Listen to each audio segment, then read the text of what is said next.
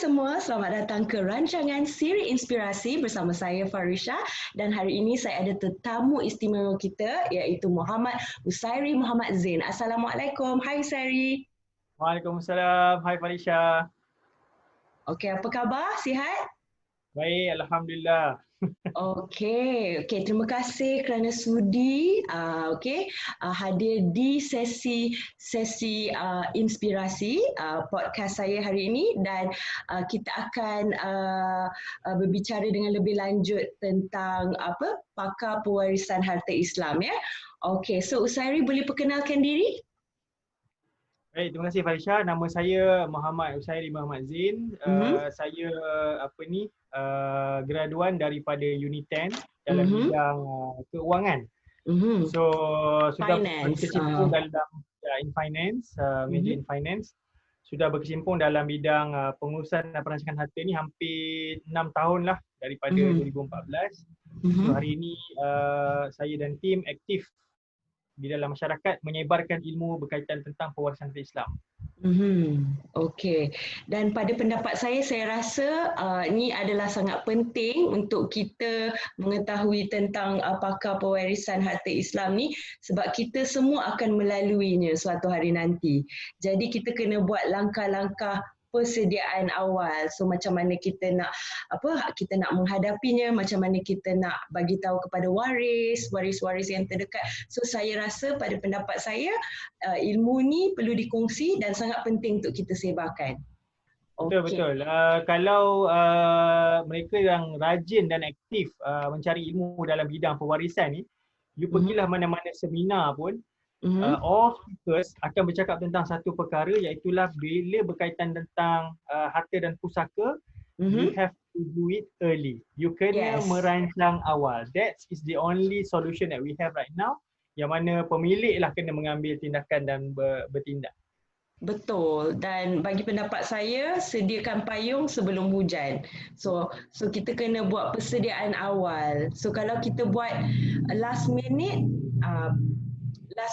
punya persediaan, kiranya it's better to buat persediaan awal lah kan. Last minute kalau sempat buat still consider okay. Yang banyak berlaku tak sempat bersedia pun, because kematian tu berlaku tanpa kita sedari, dan itu yang menjadikan beban dan masalah kepada waris-waris. So kita nampak dari sudut ekonomi, harta yang dikumpulkan oleh arwah tadi menjadi satu bebanan ekonomi yang tak dapat dimanfaatkan, which is satu loss lah, satu kerugian yang besar kepada waris dan juga umat Islam secara keseluruhannya. Okey Usairi. Saya nak tanya satu soalan ni. Orang dulu-dulu tak ada masalah pun tak merancang. Kenapa sekarang ni penting? Ya, soalan yang baik Farisha. Because memang dah susah sangat orang dulu tak ada problem pun bab ni kan. Sebenarnya kalau kita faham dulu, even perkataan hibah tu sendiri jarang didengari, hampir non-existent, tak wujud.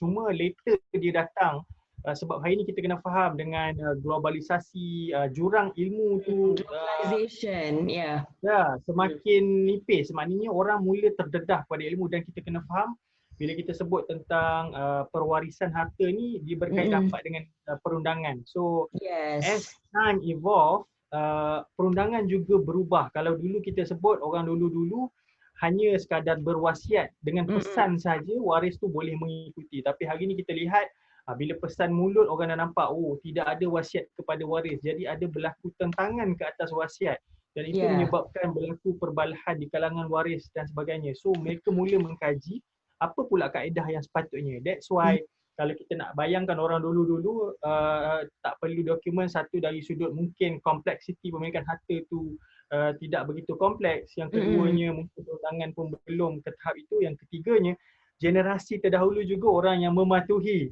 kepada pesan mak ayah ni. Tapi kita lihat hari ini, that generation gap menyebabkan cara fikir dan cara tindak juga berbeza. So that's why kita perlu merancang dengan kaedah yang betul.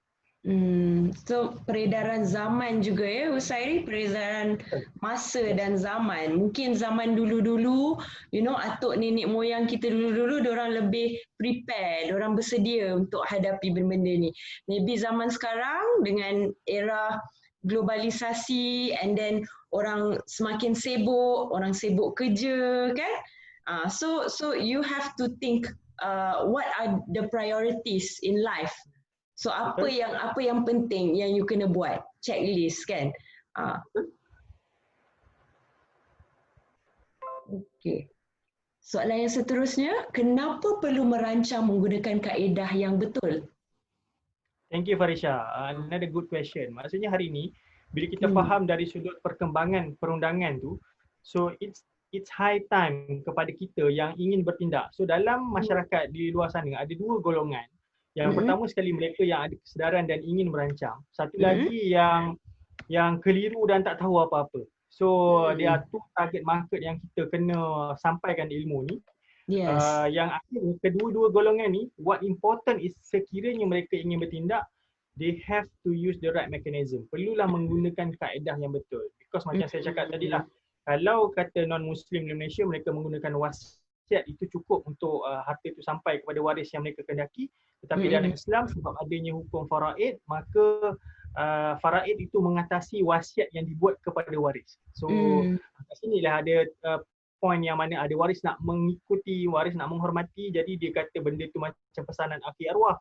Yang sini pula kata dari sudut hukum, benda ni nak ikut apa yang termaktub dalam hukum ataupun nak mengikut kata mak ayah. Jadi benda-benda itu berlaku mencetuskan orang kata situasi tidak sihat lah, perbalahan, waris jadi biasa macam ni kan. So sebab tu kaedah yang betul itu yang menjamin. So contoh mudahnya kita sebagai pemilik harta ni, kalau kita nak bagi kepada waris, kita gunakan kaedah yang sepatutnya. Contoh dalam kes ni kita gunakan hibah. So ada benda yang kita nak bagi kepada bukan waris untuk tujuan jariah, kita gunakan wasiat. Jadi ada benda yang kita kata okeylah untuk dinikmati oleh semua waris, maka kita biarkan aset tersebut dengan faraid.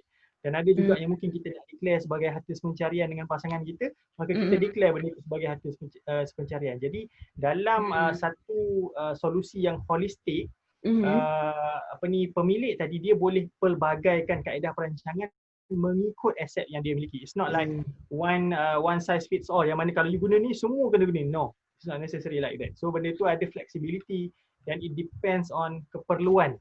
So hari ni yang kita cuba educate adalah okay, you faham kaedah, you faham tentukan perundangan, so you buat based on your needs. Apa keperluannya, kenapa nak kena buat macam ni, kenapa nak kena buat macam ni. So benda tu yang kami hari-hari keluar masyarakat jumpa untuk educate dari sudut pertama membina kesedaran. Yang keduanya membina dari sudut okay, what is your ideal solution for your family. Sebab setiap orang Farisha saya jumpa, bila faraid berbeza, bila struktur harta berbeza, nilaian harta berbeza, kan, benda tu bukan maknanya boleh kita bagi satu solusi yang standard kepada semua orang. It has to go customized based on different, because rambut sama hitam, hati lain-lain, dan macam-macam boleh berlaku in the end jika kita mengambil mudah dan buat tak tahu. Okay. Dan saya tertarik dengan kata-kata Husairi tadi, you said on boleh pelbagaikan, meaning to say it can be diversified. Okay. Betul. Mungkin boleh elaborate part tu? Diversified dari segi yang macam mana? Okay, diversification yang kita maksudkan adalah contohlah kalau kita tengok hari ni portfolio, kita ambil portfolio orang yang ada harta, contoh dia ada rumah, kan, ada mungkin anak-anak yang dah besar yang dia bantu beli rumah. So mungkin ada anak yang dah berkahwin, ada yang masih bujang yang tinggal dengan dia. So dalam diversification ataupun solution yang kita cadangkan, kemungkinan rumah yang sedia ada itu diberikan kepada anak yang belum dibantu memiliki rumah. Jadi orang tu kita sebut dihibahkan rumah tersebut. Jadi anak yang telah dapat tadi dah tak dapat lah. So anak yang lain tu mungkin dapat dari sudut cash.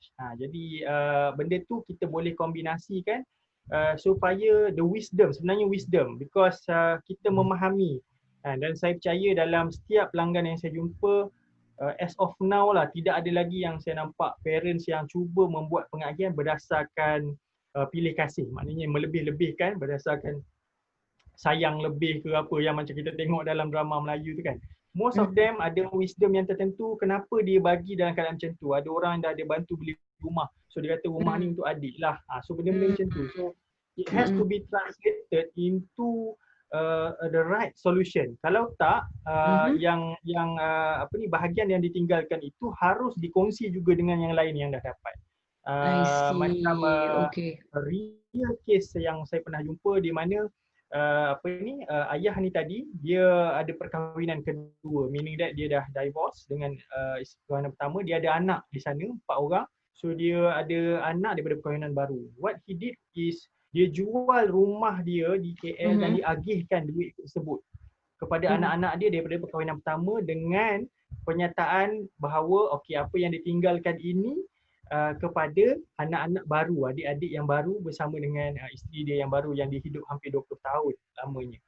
Tapi benda tu dinyatakan dalam bentuk pernyataan mulut, walaupun mereka dah dapat cash. Bila berlaku kematian, yang empat ni masih lagi datang menuntut apa yang ditinggalkan oleh arwah ke atas anak tadi. Jadi maksudnya benda tu dah jadi konflik. Kita melihat satu benda tak sihat lah bila silaturahim tu terputus.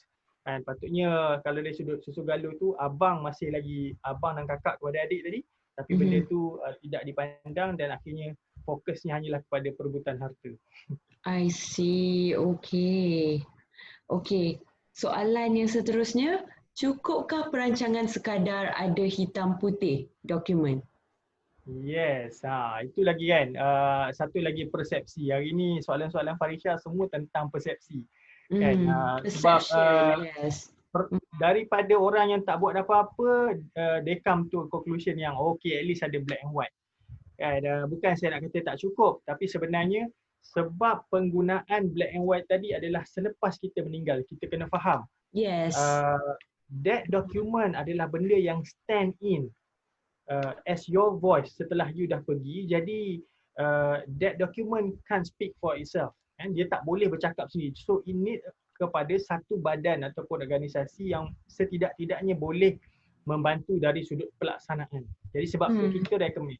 Right. Kalau kata long term solution untuk pewarisan, you have to go with the right companies ataupun organisation. In this case saya memang sangat menggalakkan trustee. Sebab apa? Dia ada one dalam penumbuhan akta trustee itu sendiri, ada jaminan-jaminan tertentu bahawa syarikat itu tidak boleh mati tanpa memastikan trust-trust yang diberikan tadi ditransfer kepada trustee yang baru. So meaning to say, kalaupun kita tengok possibility syarikat trustee itu bankrupt ke, tutup ke, tapi trust yang itu ada obligation kepada mereka untuk memastikan trust tadi dipindahkan kepada trustee yang lain. Supaya kita meninggal lah waktu bila pun in normal condition, bukan perang ke apa, at least hasrat dan apa yang kita hajati itu boleh dijamin. Dan itu yang memang yang kita perlukan lah. Sebab kita pun dah ada kes juga kan, ramai orang yang buat sendirilah apa semua, but in the end benda tu tak stand because bila dibawa kepada lawyer untuk peguam untuk dibawa ke mahkamah, mungkin ada syarat yang tak menepati rukun dan sebagainya. Jadi benda tu tersasar daripada niat yang kita nak dan akhirnya because we are talking about nasib orang yang kita tinggalkan. Bila apa-apa yes. Apa-apa anything go wrong, yang terananya adalah waris. Itu yang kita cuba maklumkan kepada pihak yang nak merancang. So you have to go for the right solution, you have to go for the right organisation, and then ada yang semuanya menepati kehendak perundangan lah basically. You have to do your research juga kan? Betul. You have to do your research. So let's say macam for example Kausa Wealth Management, you have a track record, a good track record and visibility on handling all of the cases on pakar pewarisan harta Islam. Okay, and then untuk soalan yang seterusnya, apa perlu buat untuk mulakan urusan pusaka arwah yang dah meninggal dunia? Alright, kalau tadi kita cerita pasal kebanyakan maksudnya di peringkat yang masih hidup, so ada juga yang kita perlu highlight, maknanya yang dah terbeku yang hari ini dalam statistik reaching about 70 billion. 70 billion is huge and a lot of money. Kan, so kalau katalah ada di kalangan penonton hari ini yang mendengar yang mungkin sedang mencari solution how to start kan. Sebenarnya dia bermula dengan kita identify Yeah. yang paling utama sekali adalah siapa waris, waris-waris yang terlibat. Jadi kalau tak confirm mungkin boleh tanya ustaz-ustaz ataupun imam-imam di kawasan masing-masing untuk dia check siapa waris faraid si mati supaya dokumen mereka dapat dikumpul. Contoh salinan IC dan juga salinan sijil nikah dan sebagainya. Yang keduanya, untuk kita mengetahui kat mana kes pusaka ini akan dibawa, kita kena dapatkan list apakah harta arwah yang pusaka arwah yang ditinggalkan. Rumah dia nilai berapa, kemudian berapa SSM dalam bank, tanah, duit. Jadi benda ini menentukan pula ke mana kes ini ingin dibawa. Jadi these two information adalah sangat crucial. So kalau mereka yang mendengar yang tengah tertanya-tanya ataupun buntu ataupun searching for some answers, so ini benda yang perlu dikumpul and then baru kita decide venue macam mana nak proceed dari sudut tuntutan. Sebenarnya proses tu tak susah pun. Maknanya kalau dibuat dengan betul, I believe Farisha pun ada pengalaman tu kan. Yes. In your own family case kan. So kalau dibuat dengan betul, sebenarnya di high court kalau kes tu adalah kes yang 2 juta ke atas, it should take maximum pun dalam 5 to 6 months only. Maknanya tak sampai setahun pun. Pusaka kecil dia punya SOP pun memang dalam 6 months pada kes sudah selesai. Jadi hari ini kita tengok kes pusaka bertahun-tahun. It's not because proses yang diambil di institusi, tapi sebenarnya proses memulakan, memfailkan itu yang tidak dibuat oleh waris atas pelbagai sebab lah. Tak ada duit, tak tahu siapa waris, tak tahu apa benda, jadi sibuk dengan kehidupan hari-hari kan. And we have seen cases Farisha yang mana 34 tahun kes pusaka tidak diuruskan, 17 tahun, dan bila ditanya, you know what are the answer? Dia cakap apa? Alasannya sibuk. Sibuk for 24 years. Sibuk for 34 years. You just imagine. Saya pun tak boleh bayang kesibukan yang macam mana. But we translate into our daily life. Hari-hari tu ada je rutin kita. So benda ni ke belakang. Dan akhirnya tertinggal selama bertahun-tahun. I think it all comes to priority. Apa yang penting in life. So macam contohnya, kalau nak saya ceritakan ya pengalaman peribadi saya, okey 2016 arwah abah saya meninggal. Tapi sebelum dia meninggal tu dia memang dah lama prepare lah wasiat, dia dah ada will. Because dia ada sakit, so he knows that he knows that he has to be prepared. So dia dah sediakan will awal-awal, so he has his lawyers as well. So my late father, arwah abah, dia dah bersedia. So dia dah sediakan wasiat. So bila dia dah sediakan wasiat tu, me, my brother and also my mother, kita dah prepare, kita dah tahu apa nak buat kan. So we just go and see our lawyers and then tengok macam mana. So alhamdulillah, okay, sekarang ni dah masuk tahun keempat. My dad dah meninggal. So everything has been done, everything is okay. Ada yang ambil masa juga, but pretty much it's the cases are all done lah because of proper documentation. Dia ada dokumen, dia letak dalam file semua sebab dia dah tahu dah dia nak pergi. So dia letak dalam file, so senang I dengan mak I nak cari file tu. So kita dah tahu dah macam mana nak buat. So perancangan tu is very important because like you said, macam kena pergi court kan, kena pergi mahkamah. So I remember masa I masuk mahkamah tu, judge tu tanya, okay ni anak arwah ke? So they will interview you, they will interview satu-satu. So you have to answer, you kena jawab. Tapi you already have the proper documentation, so you don't have to worry. You just pergi and then just follow your lawyer. Your lawyer suruh buat any documentation, just follow, ikut. So insyaAllah tak ada apa-apa. So nasihat saya kepada anda yang menonton video siri inspirasi ni, menonton video ni, pada anda yang belum buat persediaan lagi, saya sarankan untuk anda berjumpa dengan Tuan Usairi daripada Pakar Pewarisan Harta Islam, Khalsa Wealth Management untuk mendapatkan solusi, the solution, how to problem solve. Macam mana nak cari solution untuk anda sediakan untuk waris-waris anda, untuk anak-anak anda, anak-anak dan isteri anda. So start daripada sekarang. So berbalik daripada kisah peribadi saya, alhamdulillah arwah abah saya dia bersedia sebab dia dah prepare semua tu. And then for us yang anak-anak ni, we just have to prepare the documentation and all that lah. Tapi memang it's not easy because walaupun dah 4 tahun, I'm still healing. It's a healing process kan. Benda ni it's like apa tu, bila ayah kita meninggal, it's a healing process. It's not easy, it's very difficult. Tapi pusaka tu is just a part of it, tapi sebenarnya bila berkaitan dengan waris, I mean you have that emotional connection juga yang terkait. Bila disebutkan benda-benda masuk semua ni jadi tak, tapi alhamdulillah macam Puan Cik Farisha punya kes, ayah dah bersedia kan, tapi kalau kita tengok kat luar sana, how many death cases per day yang kita nampak dalam surat khabar yang berlaku kan, it just sudden kan, tak sempat bersedia dan sebagainya. Sudden deaths lah. Kita tak boleh take our chances saying that okay we will go the normal flow, tua, sakit, dan time tu nak prepare lah. Sebab benda tu bukan di dalam kuasa kita. Jadi that is why saya selalu promote, galakkan, do not delay dari sudut tak apalah after I reach certain milestone baru I buat, I dah dapat certain ni.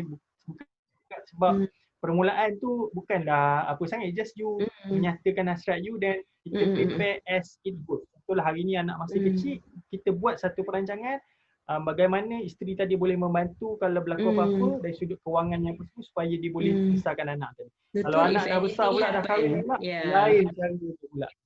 Benda tu always can be updated. So do not wait until you say semua dah kahwin, I dah settle down baru. No. So alhamdulillah, I mean good sharing juga Farisha. Because you need to take action from now. Sebab macam for me as well, bila abah I meninggal, I have to do kita kena isi the paperwork, the lawyer suruh kita isi all the documentation, sebab kita tahu benda ni kita kena buat. It's the law we have to do, macam pindah milik and everything. But then you fikir-fikir balik, arwah ayah kita, dia seorang yang bijak, and then he's well prepared. Because dia dah tahu dah benda ni, he already knows. So dia dah plan, dia dah letak dalam folder, dia dah susun cantik-cantik file tu sebelum dia pergi. So kita senang nak cari file ni dekat mana, file tu dekat mana, surat beranak dekat sini. So everything, all the documentation, like you said, the black and white, hitam putih. You need the black and white, everything. Your story is a testimony actually for the cases yang kita dah bantu sebelum ni. How dari sudut yang kita cuba sebut adalah betapa bersyukurnya waris bila you dah sediakan semuanya. I think so the situation might be different lah kalau kata documentation dah ada. Kita just kena appeal je. Kan. The struggle nak cari dokumen tu pun memang bukan mudah lah. I mean if you don't know kat mana kan nak pergi cari satu-satu pejabat peguam, mungkin nak kena geledah office. It's not easy. Itu benda yang from kalau geran tanah, you kena pergi pejabat tanah cari, tapi it can be done insyaAllah. You just have to go to the right person, or kalau tak sure, you just go straight to Kausar Wealth Management and then they can guide and help you. Okay, so before we end the show, sebelum kita mengakhiri kisah inspirasi kita pada hari ini, apa advice yang Cik Usairi nak bagi kepada penonton-penonton kita malam ni? Alright, seperti mana yang kita dah bicarakan daripada awal sesi inspirasi ni tadi, sebenarnya setiap daripada kita lah, tak kira lah level baru kerja ke, baru kahwin ke, it is very important untuk kita melihat benda ni bukan dalam konotasi negatif as if I want to die tomorrow, no. Tapi kita kena tahu benda ni benda macam yang Farisha sebut, it's going to happen. It's going to happen. It's going to happen anyway. So it's just kita letakkan satu persediaan, because every day tanpa kita diingatkan, the normal naluri kita adalah untuk bangun setiap pagi dan fokus kepada kerja, tambah lagi aset dan sebagainya, come naturally. Tak ada pun hari ada klien yang bangun tiba-tiba call saya teringat semalam hari ni nak buat perancangan. Tak ada. It has to be, mana kesedaran tu perlu dibawa dan benda tu perlu dibuat. Dan sekarang pun sebenarnya kebetulan bersama dengan Farisha hari ni, saya kita lihat juga aspek apabila pekerja meninggal, pihak HR ataupun semua manusia adalah tempat di mana waris datang menuntut. Karena kadang-kadang secara tak langsung dia orang pun terlibat. Jadi I would like also to collaborate dengan HR department untuk memberikan ruang kita menyampaikan ilmu di organisasi masing-masing, tak kisahlah online ataupun offline. So that kita boleh sebar luaskan dari sudut keperluan ilmu ni. Jadi kalau benda ni staff dah susun sendiri, jadi kita harapkan tak adalah pening kepala tu pergi pula ke HR. Just ask any HR, Farisha, yang pernah handle this case. Kadang-kadang kes yang poligami kan, dua-dua isteri datang cari HR manager, tanya pasal suami, diorang tak pasal-pasal pula, jadi pening. So that's why kalau boleh in this session saya nak ajak juga HR bantu kami sebar luaskan ilmu di organisasi anda. Yeah, with HR is very important because HR have all the documentation to identify who is the next of kin, the waris. Yes. So let's say for example, contoh, for example, let's say the husband kerja offshore, okay? Dia terjatuh lah offshore kan, and then he passed away. So tugas HR in the oil and gas company sangat berat because the HR have to bagi tahu kepada the wife and the waris that the husband jatuh from the oil and gas kan offshore. So it's a risky situation, tapi HR, the human resource of the oil and gas company, kena juga bagi tahu the waris on what has happened. And of course there will be compensation by the company, right? Betul. Yes, and then it's really important for HR to educate the employees on what if this is happening. Kalau benda ni terjadi, macam mana kita nak buat? Kalau benda ni terjadi, macam mana kita nak buat benda tu? So lebih bersedia. Certain job macam yang you mention tu is categorized as high risk job kan.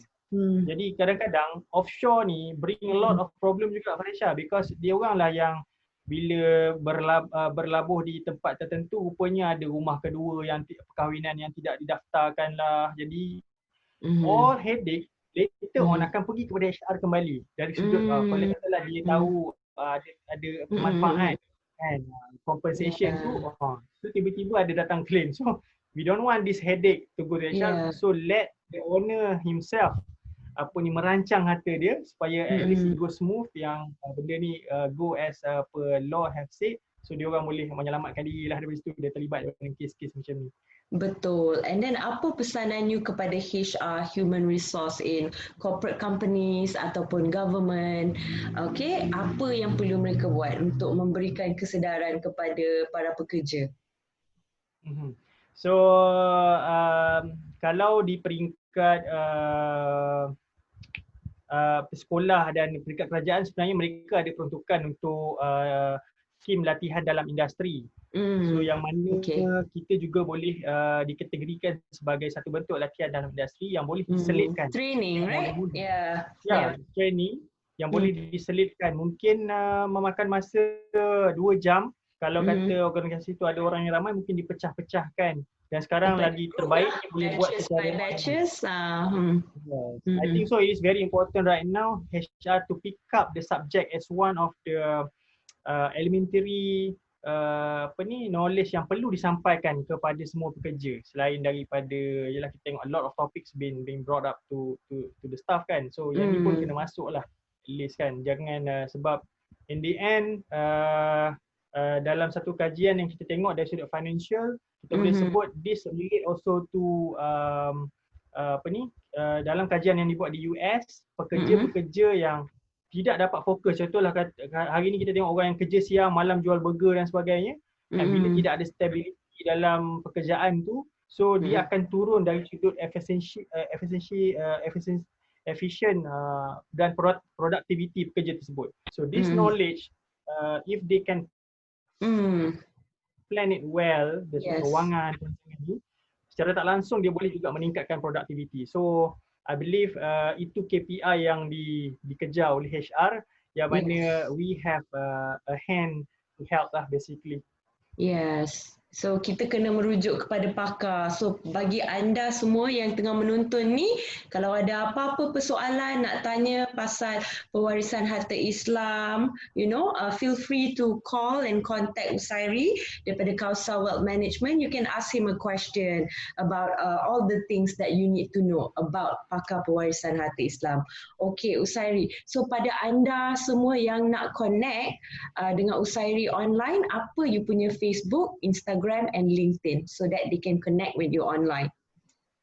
Alright, untuk my business ataupun service purposes, I active on two medium, which is Facebook, two platform. Facebook is Muhammad MOHD, like Muhammad I in the middle, AIE, Usairi di belakang, as per spell here. So Muhammad I Usairi, search my Facebook and can follow. Kemudian on my LinkedIn, you can direct search my name, Muhammad Usairi Muhammad Zain. You find me. So hope we can get connected soon. Yes, so if you have any questions, kalau ada sebarang persoalan yang nak diajukan oleh Usairi berkenaan dengan pakar pewarisan harta Islam, boleh add him on LinkedIn, LinkedIn, Facebook, Instagram pun ada. So sekarang ni it's all digital, everything is all online, so it's easy for everyone to get connected sebab semuanya digital kan Usairi. So tinggal nak message je, tinggal nak DM je tanya soalan. Yes, and then anda semua yang nak call, boleh call Usairi di nombor telefon 012-624-0125 012-624-0125. So jika ada sebarang persoalan berkenaan dengan wasiat pewarisan harta Islam ataupun anda tak tahu macam mana nak memulakan, you don't know where to start, okay, don't worry. So we have our expert here, Encik Usairi. So dia akan membantu you untuk buat plan for your family, untuk pewarisan harta Islam for you and your family, untuk you dengan anak-anak dan isteri you. Okay, so benda ni kita kena start daripada sekarang. Kita jangan tunggu sampai esok, jangan tunggu sampai last minute, because I truly believe that kita kena buat perancangan awal.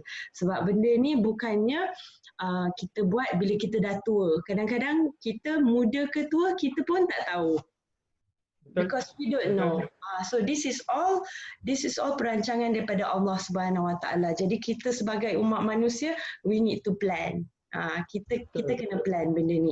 So sekali lagi saya nak pesan kepada anda semua, okay, kalau tak sure, if you're not sure, if you would like to know more details, more information, nak tahu lebih lanjut, contact Usairi di 012-624-0125.